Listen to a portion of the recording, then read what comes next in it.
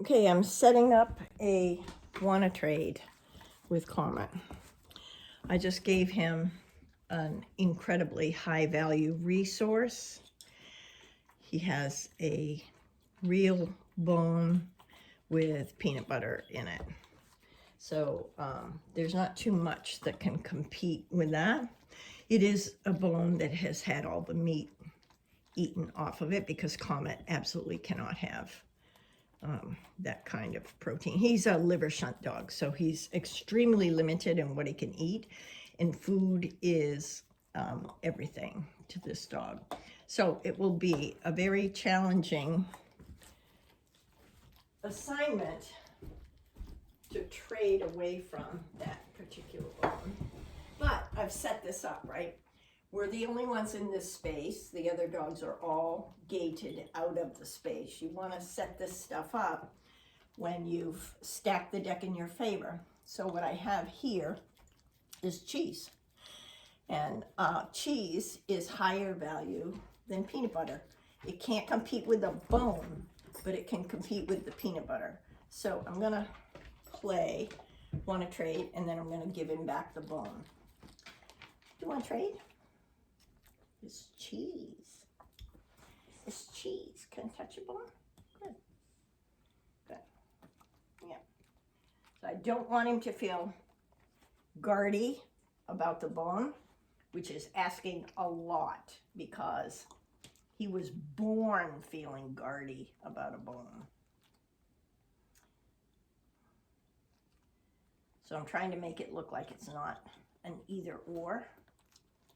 I'm trying to make it clear that although I'm involved and my hands are involved, I'm not taking his bone. So now he says, I would rather have cheese than peanut butter.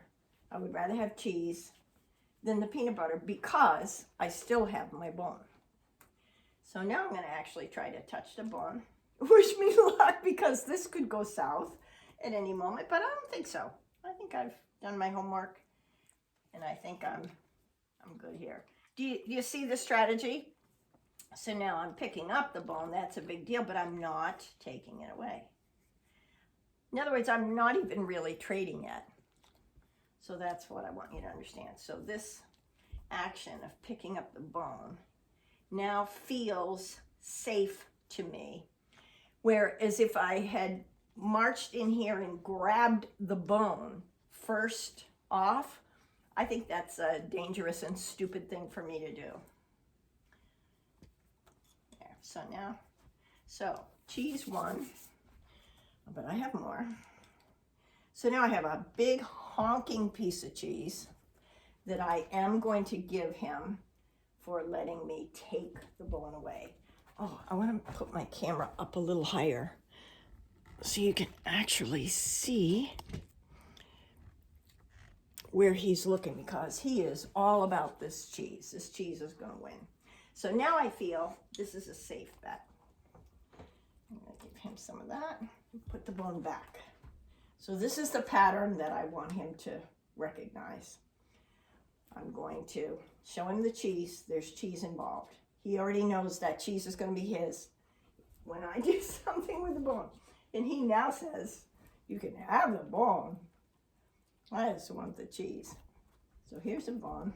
I'm still not removing it from his sight, but I'm going to. He doesn't care anymore. So the bone is behind my back. He is going to get it back, but right now he doesn't know that. So there's the bone. And what I'm doing now is I'm going to trade back and forth between the bone and the cheese. Why? Because I want to strengthen his response of giving up the bone, and because I know I will win. I know that he will, in fact, want to trade the bone for the cheese. See that? Like he says, oh, keep your bone. I just want the cheese. So this is the value of knowing your dog. I know that cheese will win over peanut butter every time. So that's how I set it up. And now repeatedly, I'm taking his bone. So this is what I'm here to practice. I will take your thing. I will take your thing. And I want the pattern of this action there. That was a great one. So he processed that he had a bone, and I came in and took it. Awesome. This is awesome. So now I'm mixing in lesser value stuff. The cheese did its job. Now I have a mix. There's popcorn. There's little bits of cheese, but this is now just a variety of medium value stuff. Good boy. Do you want that? Try to get him to take that back. He says, well, I do love it, but right now I want the other stuff. So now he's into the game of trading, and I know I will win.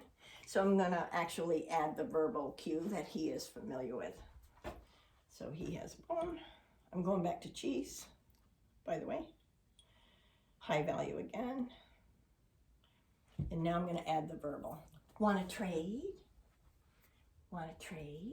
Yes, I do. Want to trade? Want to trade? Yes, I do want to trade.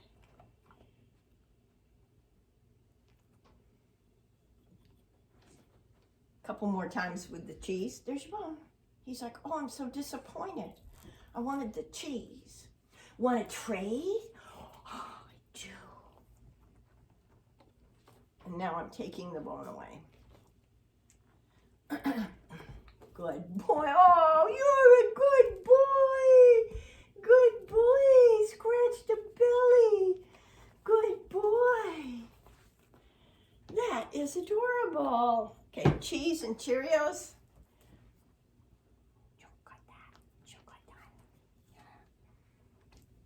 By the way, here's a tip, pro tip, that I learned from Sherelle Patag. I didn't make this up. When he teaches a dog to drop something and he's got a resource garter, he's not talking about trading, he's talking about just dropping something that's in his mouth.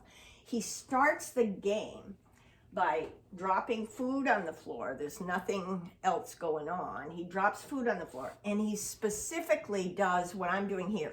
He points it out to the dog. That is his first step in dropping. Like here, it's right here. Here, it's right here. Because do you see how that puts your fingers, your moving fingers coming at his thing?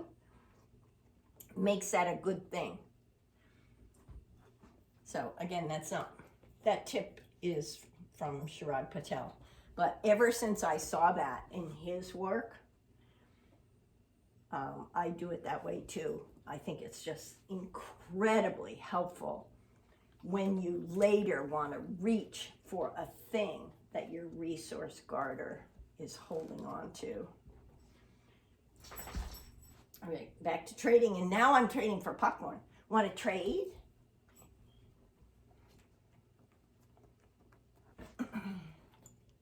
That's excellent.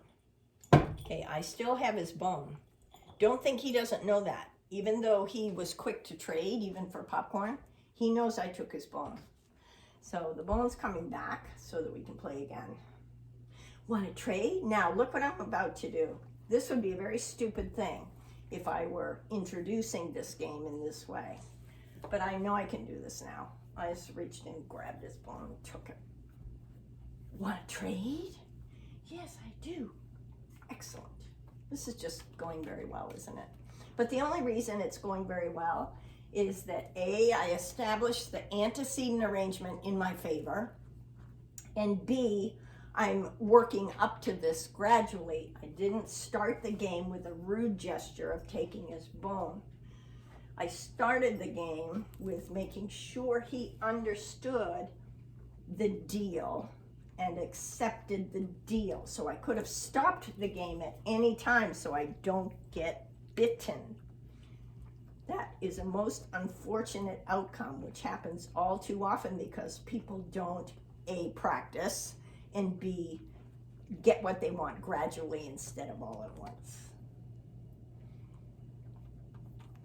So this game isn't about really taking anything away from him. I set this up to be a safe bone and he can have it. It's a very high resource. I'm going to do another couple reps. Want to trade? Good. Excellent. You want to trade? Yes, I do want to trade. Good. All right. I've got one more. A little bit of cheese.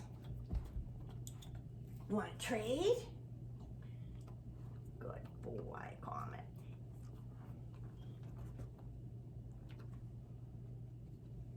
Good.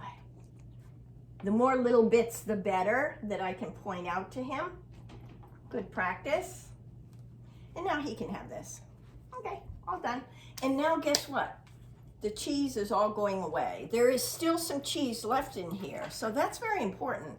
The game doesn't end because the good stuff is gone. The game ends because I give him back his bone and I go away. So what I want him to realize is maybe another opportunity will come up to get some more of that cheese. I don't want him to say, oh, she's got nothing, therefore I'm keeping my bone. I hope that all makes sense.